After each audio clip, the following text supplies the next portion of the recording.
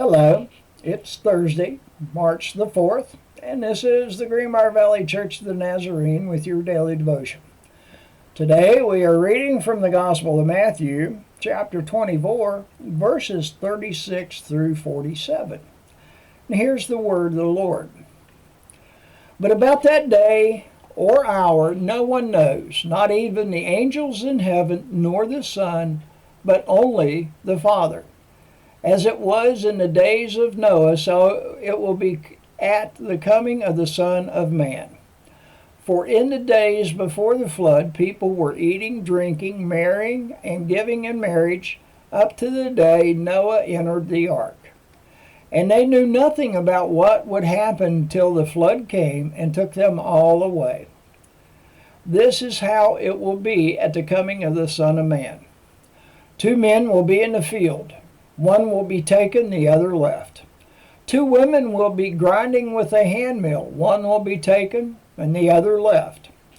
Therefore keep watch, because you do not know on what day your Lord will come.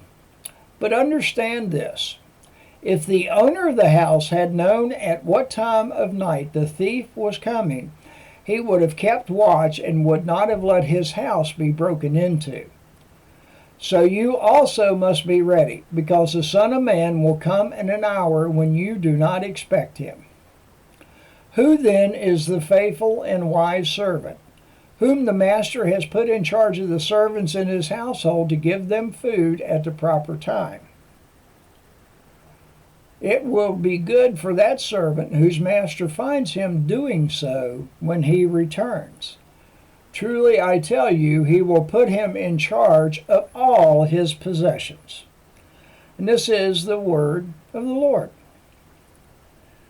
The article by Clark Armstrong is titled, Continually Serve. On a popular blog, the post was about the thought-provoking question, if you knew that you were going to die tomorrow, what would you do differently?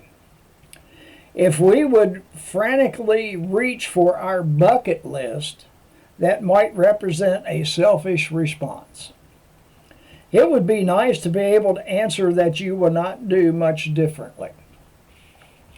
Today's scripture makes us think about our priorities in our relationships. It instructs us to make sure of 2 important realities at all times.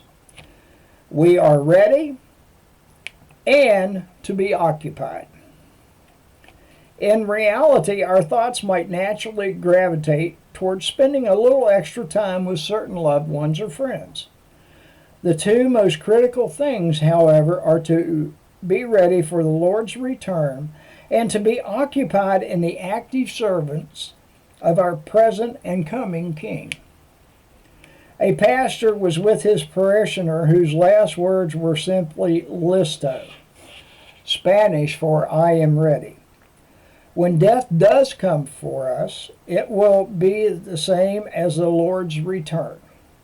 May he find us ready and continually serving the Lord and others who are in our circle of concern. Alfred H. Ackley wrote in the hymn, In the Service of the King, In the service of the King, every talent I will bring. There is peace and joy and blessing in the service of the King. In Isaiah chapter 2, verse 3, we read, Many peoples will come and say, Come, let us go up to the mountain of the Lord, to the temple of the God of Jacob. And this is your daily devotion for Thursday, March the 4th. Have a blessed day.